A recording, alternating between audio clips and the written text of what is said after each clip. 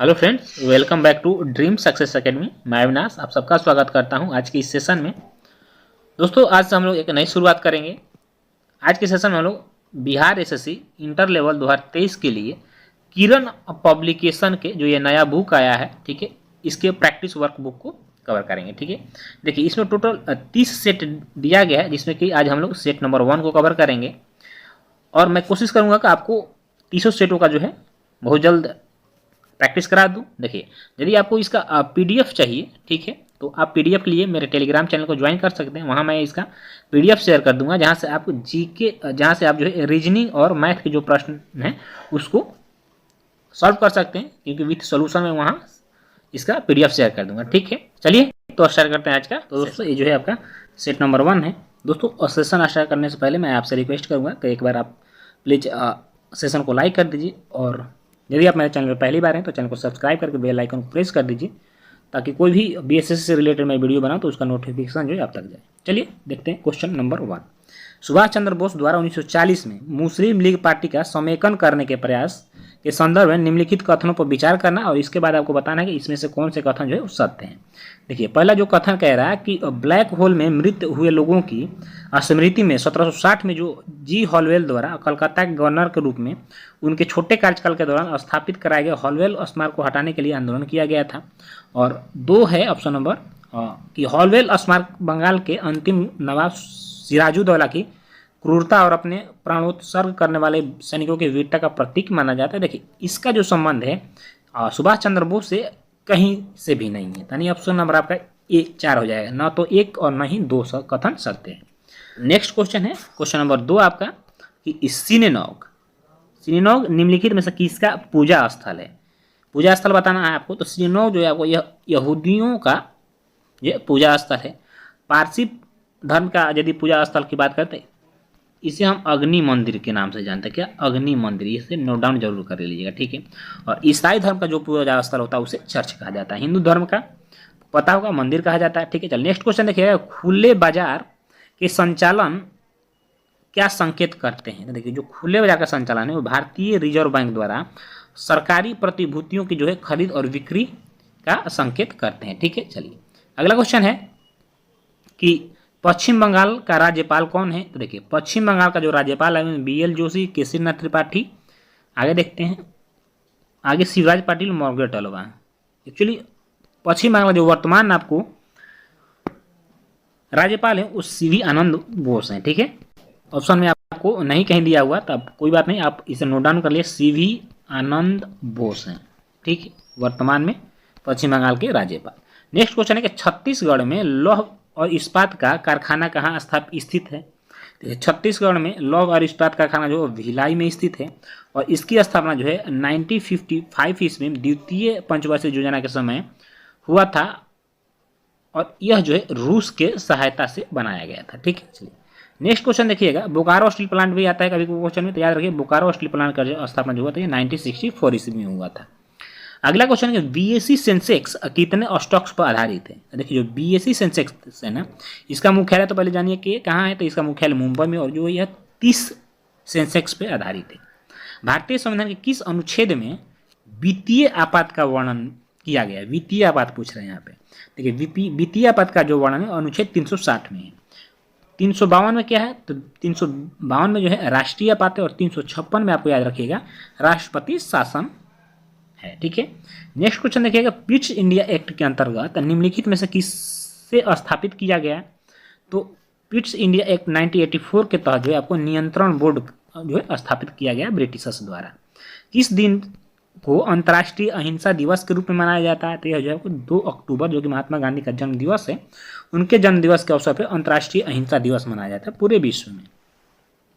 Rift घाटी भारत की कौन सी नदी बहती है। रिफ्ट घाटी में भारत की कौन सी नदी बहती है। तो भारत की 2 नदियां ताप्ती तथा नर्मदा जो है यह रिफ्ट घाटी से बहती है और अरब सागर में जाके गिरती है। अगला क्वेश्चन है कि भारत के संविधान में संघीय शब्द का प्रयोग कहाँ पर हुआ है। देखिए, संघीय शब्द का प्रयोग भारत के किसी भी जगह नहीं हुआ था, यानी संविधान में कहीं भी संघीय शब्द का प्रयोग नहीं किया गया है। संघीय का अर्थ होता है कि वहाँ पे राज्य तथा केंद्र दोनों के लिए अलग अलग नियम और कानून होते हैं, ठीक है। नेक्स्ट क्वेश्चन देखिएगा, निम्नलिखित में अफ्रीका का कौन सा एक देश ओपेक का सदस्य देश नहीं है। देखिए ओपेक में टोटल 13 सदस्य देश हैं जो कि तेल निर्यातक देश हैं। इसमें आपको अंगोला, लीबिया और अल्जीरिया तीनों देश हैं। साउथ अफ्रीका जो है ओपेक का सदस्य नहीं है। नेक्स्ट क्वेश्चन देखिएगा कि पूर्ण स्पर्धा में कीमत ग्रहिता कौन होता है। तो पूर्ण स्पर्धा जब होता है तो उसमें फर्म जो है यह कीमत ग्रहिता होता है। उस रोजगार की स्थिति को क्या कहते हैं जिसमें कृषि श्रमिकों की उत्पादकता जो है शून्य होती है। इसे हम प्रच्छन्न बेरोजगारी कहते हैं। मान लीजिए आप एक घर का निर्माण करवा रहे हैं और उसमें 10 जो है मजदूरों की आवश्यकता है, और मान लीजिए रोजगार नहीं होने के कारण उसमें 15 मजदूर लगकर कार्य कर रहे हैं, तो ये जो है आपको क्या हो जाएगा, गुप्त बेरोजगारी हो जाएगा। ठीक है, यानी कि यह प्रच्छन्न बेरोजगारी में आपका आ जाएगा। ठीक, नेक्स्ट क्वेश्चन देखिएगा, निम्न में से कौन सा युग्म सही सुमेलित नहीं है, सही सुमेलित है बताना है आपको।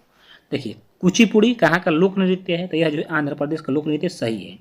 कथकली तमिलनाडु का नहीं, कथकली केरल का है, और कथक जो है ये उत्तर भारत का लोक नृत्य है। तो ऑप्शन नंबर आपका ए सही हो जाएगा।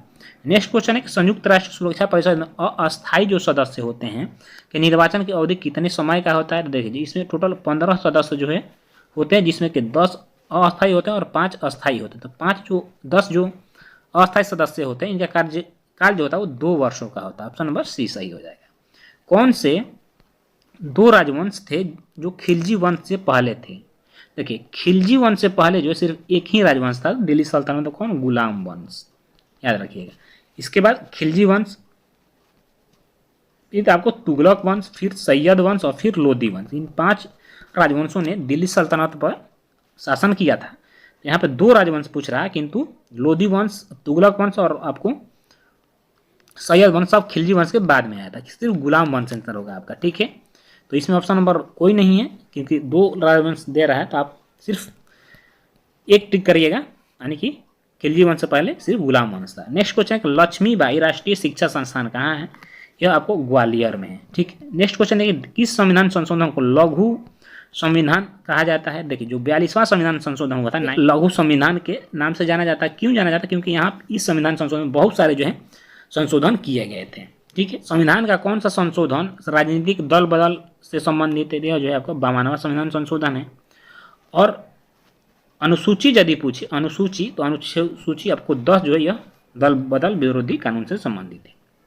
भारत के संविधान की कौन सी अनुसूची राज्यसभा में सीटों के बंटवारे का निर्धारण करती है। तो यह जो 4थी अनुसूची है ये राज्यसभा में सीटों के बंटवारे का निर्धारण करती है। बाकी आपको 5वीं अनुसूची जो है यह SC ST क्षेत्रों से संबंधित है, और 6ठी अनुसूची जो है यह 4 राज्यों में अनुसूचित जनजातीय क्षेत्रों से संबंधित है, और 3री अनुसूची जो है यह शपथ ग्रहण से संबंधित है। ठीक है, चलिए नेक्स्ट क्वेश्चन देखिए कि संविधान सभा में यह किसने कहा था कि सरकारी नीति के निर्देशक सिद्धांत किसी बैंक में दे उस चेक की तरह हैं जिसका भुगतान बैंक अपनी सुविधा अनुसार करेगा। था यह जो कथन था याद रखिएगा, यह KT शाह का था। किसका, KT शाह का। ऑप्शन नंबर डी सही होगा। नेक्स्ट क्वेश्चन, निम्नलिखित में किसने अंग्रेजों के विरुद्ध 1857 के क्रांति में हिस्सा नहीं लिया।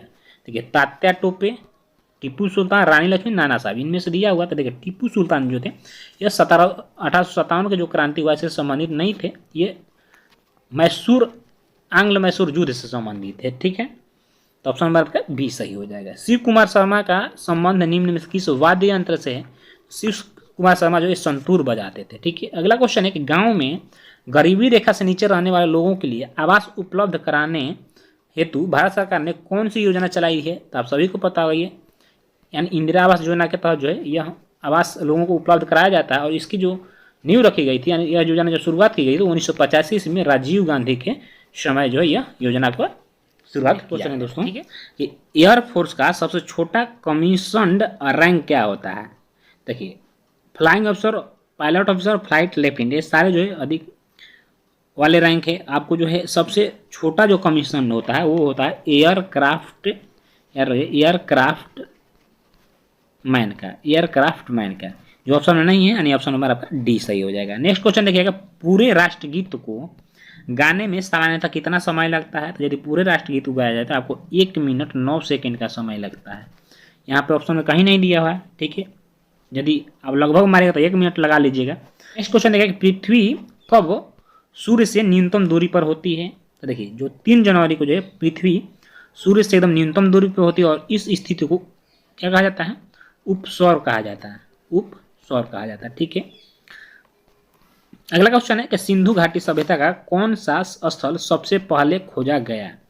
सिंधु घाटी सभ्यता का जो हड़प्पा स्थल है यह सन 1921 ईस्वी में सबसे पहले खोजा गया था, किसके द्वारा, दयाराम साहनी के द्वारा। ठीक है, चलिए नेक्स्ट क्वेश्चन देखिएगा, बिहार में मगधी भाषा का प्रथम कवि किसे माना जाता है। तो जो मगधी भाषा का प्रथम कवि थे वो ईशान को माना जाता है। ठीक है, क्वेश्चन देखिएगा, निम्नलिखित में कौन सी जलधारा जो है वह ठंडी जलधारा है। तो देखिए इसमें गल्फ स्ट्रीम, ब्राजील और क्यूरेशियन जो है यह गर्म जलधारा है। आपकी ठंडी जलधारा क्या हो जाएगी, वेंगुएला जो जलधारा है यह ठंडी जलधारा जो कि अंध महासागर की है। ठीक है, नेक्स्ट क्वेश्चन है कि हरवल्लभ संगी सम्मेलन के संदर्भ में निम्नलिखित कथन पर विचार करना है आपको और इसके बाद बताना है कौन सा कथन सत्य है। देखिए, यह विश्व में भारतीय शास्त्रीय संगीत के सबसे प्राचीन समारोह में से एक है, बिल्कुल सही है। 130 वर्षों तक इसके सफल आयोजन के पश्चात पर्यटन मंत्रालय द्वारा इसे राष्ट्रीय उत्सव घोषित कर दिया गया, ये भी सही है। इसका आयोजन पंजाब के लुधियाना में बाबा हरवल्लभ की समाधि पर किया जाता है, सही है। यह प्रत्येक वर्ष 27 से 30 नवंबर तक आयोजित किया जाता है, जी नहीं, यह जो है प्रत्येक वर्ष 27 से 30 दिसंबर को आयोजन इसका किया जाता है, इसलिए आपका ऑप्शन नंबर 4 गलत हो जाएगा। बाकी 1, 2 और 3 जो है यह कथन आपका सही है। ठीक है, चलिए नेक्स्ट क्वेश्चन देखिएगा कि चक्रवात की क्या पहचान है। देखिए चक्रवात की क्या पहचान है बताना आपको। तो जब हवा काफी विनाशकारी हो जाए और वर्षा हो तो यह जो है आपकी चक्रवात का पहचान है। अगला क्वेश्चन है, अंतरिक्ष में जाने वाली प्रथम महिला कौन थी। तो अंतरिक्ष में जाने वाली प्रथम महिला जो थी वेलेंटिना तेरेस्कोवा थी। नेक्स्ट क्वेश्चन है, शेरशाह सूरी के पिता हसन सूरी का मकबरा कहाँ निर्मित है, जो सूखा मकबरा के नाम से जाना जाता है। तो यह जो अपना सासाराम है, सासाराम में आपको सूखा रौजा और पानी वाला रौजा दोनों मिल जाएगा। ठीक है, तो जो सूखा रौजा है वो शेरशाह सूरी के पिताजी यानी हसन सूरी का मकबरा है। ठीक है, और जो पानी वाला रौजा है वो शेरशाह सूरी का मकबरा है। नेक्स्ट क्वेश्चन देखिएगा कि भारत का प्रधानमंत्री बनने के लिए जो न्यूनतम आयु है वो क्या होती है। तो जो न्यूनतम आयु होती है भारत का प्रधानमंत्री बनने के लिए वो आपका 25 ईयर्स होता है। कितना, 25 ईयर्स होता है। भारतीय राष्ट्रीय कांग्रेस की स्थापना कब हुआ था। तो इस सन 1885 ईस्वी में टोटल 72 प्रतिनिधियों ने भाग लिया था और इसके जो प्रथम अध्यक्ष WC बनर्जी थे। विश्व का सबसे बड़ा रेगिस्तान कौन सा है। तो विश्व का सबसे बड़ा रेगिस्तान अफ्रीका कॉन्टिनेंट में पड़ता है। इस ग्रुप में कौन शामिल नहीं है। देखिए इसमें से कोई एक भिन्न होगा, आपको भिन्न छांटना है। हरियाणा, गुजरात, केरल, तमिलनाडु, चारों क्या है, चारों राज्य है, किंतु भिन्न क्या है इनमें से। देखिए केरल, तमिलनाडु और गुजरात ये जो है इनका जो सीमा है कहीं ना कहीं आपको समुद्र से टच करता है। ठीक है, ये समुद्री राज्य हैं, जबकि हरियाणा जो एक लैंडलॉक स्टेट है। ठीक है, यानी भू आबद्ध स्टेट है, इसलिए ऑप्शन नंबर आपका ए यहाँ पे सही हो जाएगा। ठीक है, चलिए नेक्स्ट क्वेश्चन देखिएगा कि बिहार में राजमहल की पहाड़ियों पर निवास करने वाली प्रमुख जाति कौन सी है।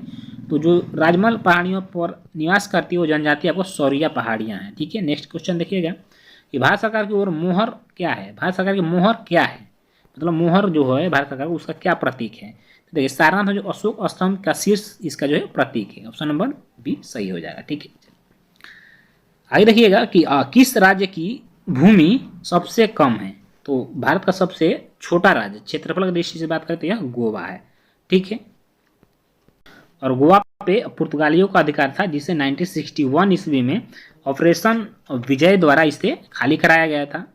ठीक, चलिए नेक्स्ट क्वेश्चन देखिएगा, निम्नलिखित में से किस भारतीय राज्य का सबसे लंबी तट रेखा है। सबसे लंबी तट रेखा वाला जो भारतीय राज्य है वो गुजरात है। टोटल आपको 1600 किलोमीटर जो है इसकी तट रेखा है। ठीक है,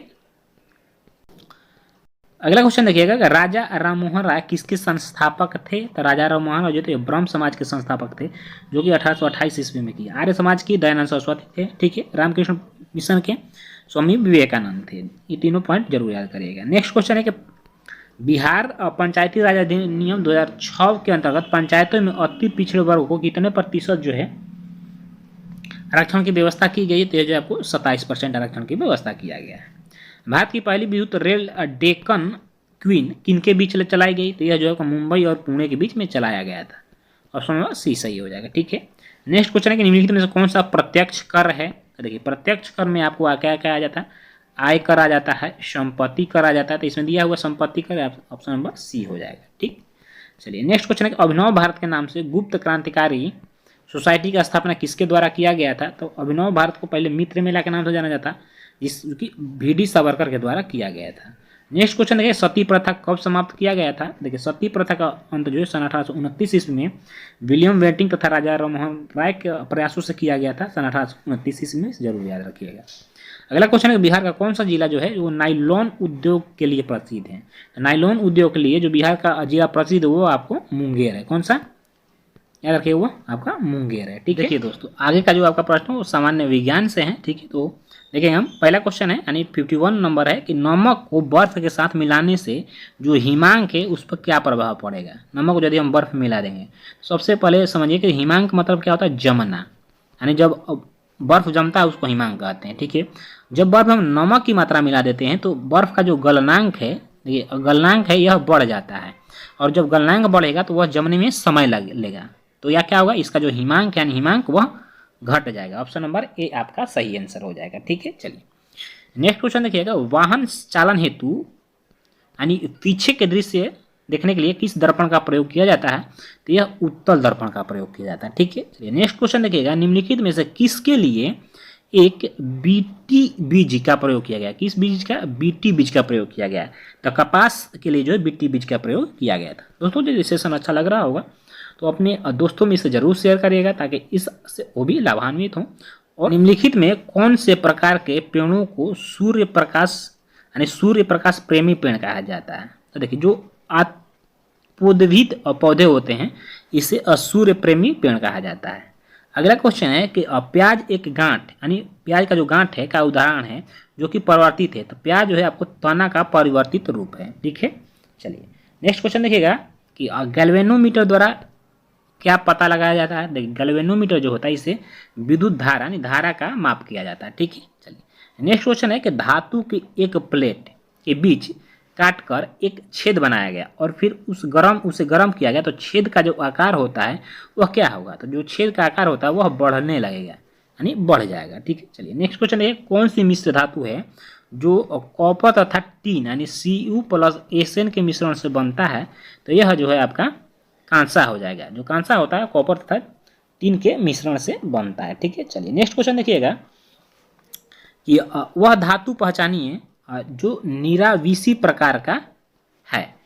जो नीराविसी प्रकार का है जिसमें जो स्वर्ण है यानी सोना जो है वह नीराविसी प्रकार का होता है। ठीक है, अब यहाँ पर समझिए कि नीराविसी क्या होता है? तो देखिए जो धातु ठीक है प्रकृति में मुक्त अवस्था में पाया जाता है, मुक्त अवस्था में पाया जाता है वैसी धातुओं को हम नीराविसी धातु कहते हैं। ठीक है, तो सोना हो गया, टीन हो गया, ठीक है, आपको तांबा हो गया, ये सब जो है नीराविसी प्रकार की धातु है।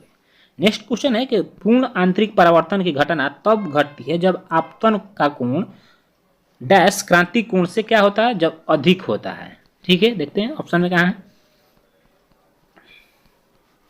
ऑप्शन में 2 नंबर है यानी ऑप्शन नंबर बी आपका जो है सही हो जाएगा, अधिक होगा। धूम कुहरा जिसे हम स्मोक कहते हैं में मौजूद आंख में जलन पैदा करने वाला एक शक्तिशाली द्रव्य कौन सा है? तो देखिए जो कोहरा होता है उसमें परॉक्सी एसिटिल नाइट्रेट होता है जिससे कि आंखों में जलन पैदा होने लगती है। ठीक है, नेक्स्ट क्वेश्चन देखिए, सामान्यतः साबुन में कौन सा क्षारक पाया जाता है? तो इसमें जो है आपको सोडियम हाइड्रोक्साइड पाया जाता है। क्या? सोडियम हाइड्रोक्साइड पाया जाता है जिससे हम सामान्य भाषा में कास्टिक सोडा भी बोलते हैं। अगला क्वेश्चन कि निम्नलिखित में कौन सी धातु सबसे अधिक अभिक्रियाशील है? पोटेशियम जो है सबसे अभिक्रियाशील है। सोडियम और कैल्शियम से भी ज़्यादा अभिक्रियाशील जो है पोटेशियम, और सबसे जो अभिक्रियाशील धातु है सीजियम है। क्या? सीजियम करिए, किंतु आपको इनमें से बताना है इसलिए आपका आंसर पोटेशियम हो जाएगा। नेक्स्ट क्वेश्चन है कि ऊपर से देखने पर पानी की टैंक उथला क्यों दिखाई देता है? तो यह जो अपवर्तन के कारण दिखाई देता है। ऐसा एक मासिक धर्म के चक्र के दौरान सामान्यतः निःसृत अंडों की संख्या कितनी होती है? तो देखिए एक मासिक धर्म जो होता है वो 28 दिनों का होता है, और जो बारी बारी से जो है आपको एक एक अंडे निकालते हैं, तो जो निश्चित अंडों की संख्या होती है 1 होती है, और यह 15 से 19वें दिन तक रहता है। मेल और फीमेल यदि सेक्स रिलेशन बनाते हैं तो फिर जो अंडा होता है वह निषेचित होकर ठीक है गर्भ धारण कर लेता है। ठीक है, चलिए नेक्स्ट क्वेश्चन देखिएगा कि फेफड़े कहाँ स्थित होते हैं? देखिए जो फेफड़े होता है वो फुफ्फुस सावरणीय गुहिका में स्थित होता है। ठीक है, नेक्स्ट क्वेश्चन है कि हाइड्रोक्लोरिक अम्ल किसकी कोशिकाओं से स्त्रावित होता है? तो जो हाइड्रोक्लोरिक यानी HCl होता है वो आपको पेट से स्राव होता है इसका। ठीक है, जो कि भोजन पचाने में सहायक होता है। पायसीकरण क्या है? तो देखिए पायसीकरण जो है वसा को छोटी छोटी गोलिकाओं में भंजित करता है, यानी वसा को तोड़ता है पायसीकरण। ठीक है, ऑप्शन नंबर आपका ये सही हो जाएगा। नेक्स्ट क्वेश्चन देखिएगा, क्वेश्चन नंबर 69 है, एंजाइम की गतिविधि किसके परिवर्तन से नियंत्रित होती है?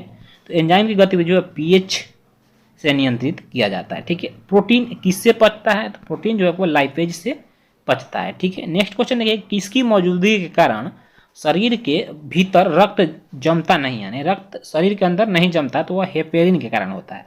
यदि हेपेरिन न रहे आपके शरीर के अंदर तो जो रक्त होता है वो थक्का बना लगेगा, जिससे कि व्यक्ति की मृत्यु होने की संभावना भी होती है। अगला क्वेश्चन है कि उस व्यक्ति को क्या कहते हैं जो वैज्ञानिक आधार पर मानचित्रों को बनाने का कार्य करता है? जो व्यक्ति मानचित्र बनाता है उसे कार्टोग्राफर यानी मानचित्रकार कहा जाता है। अगला क्वेश्चन है कि विषुव जो शब्द होता है इसका क्या अर्थ है, यानी विषुव किसका घोतक है? देखिए विषुव का अर्थ होता है दिन और रात का बराबर होना। ऑप्शन में हाँ, ऑप्शन नंबर 3 देखिएगा कि जब दिन और रात बराबर होता है उस स्थिति को हम विषुव कहते हैं। और यह स्थिति कब पैदा होता है? तो यह स्थिति आपको 21 मार्च और 23 सितंबर को जो है 23 सितंबर को दिन और रात जो है बराबर होता है। इसे नोट डाउन जरूर कर लीजिएगा। नेक्स्ट क्वेश्चन है कि लाल तथा हरे रंग के मिश्रण से कौन सा रंग बनता है? तो यदि आप लाल और हरा को मिला लीजिएगा तो वह पीला बन जाएगा। ठीक है, नेक्स्ट क्वेश्चन है कि HR में HR किसके लिए प्रयुक्त होता है? तो इसका जो फुल नेम पूछ रहा है आपसे, तो ये हॉरिजॉन्टल रूल हो जाएगा, ऑप्शन नंबर सी। तो दोस्तों आगे देखिए, यहाँ से आपको मैथ के क्वेश्चन और 100 से 150 तक जाइएगा तो वहाँ से आपको रीजनिंग के प्रश्न मिलेंगे। तो आज का सेशन हमारा यहीं समाप्त होता है। आपको आज का सेशन कैसा लगा कमेंट करके जरूर बताइएगा। फिर मिलते हैं अगले वीडियो में, तब तक जय हिंद, वंदे मातरम।